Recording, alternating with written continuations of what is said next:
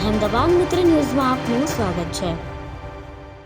સુરેન્દ્રનગર જિલ્લાના લીંબડી શહેરમાં આવેલી વોરા સોસાયટીમાં અંજારમાં યુવાન મુસ્તાક મંસૂરીની હત્યાના કેસમાં પોલીસે 2 આરોપીઓની ધરપકડ કરી છે। હત્યા પ્રેમ સંબંધના કારણે થઈ હોવાનું સામે આવ્યું છે, જ્યારે એક આરોપી હજુ પણ ફરાર છે, જેની શોધખોળ ચાલી રહી છે। ગઈકાલે સાંજે અંજાર શહેરના ગંગાનાકા પાસે આવેલા પેટ્રોલ પંપ પર મુસ્તાક મંસૂરી નામના યુવાને ચાકુ મારીને હત્યા કરવામાં આવી હતી। આ ઘટના બાદ આરોપી સ્થળ પરથી ફરાર થઈ ગયો હતો।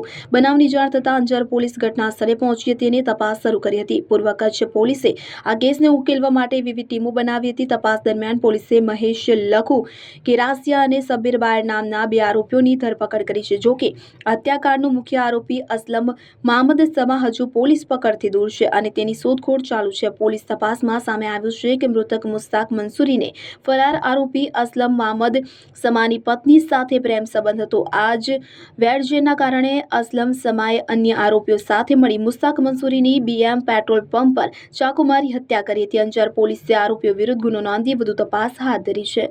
અહેમદાબાદ મિત્ર ન્યૂઝની YouTube ચેનલને સબસ્ક્રાઇબ કરો અને બેલ આઇકોન જરૂરથી દબાવો, જેથી દરેક મહત્વના વિડીયોની નોટિફિકેશન તમને મળતી રહે।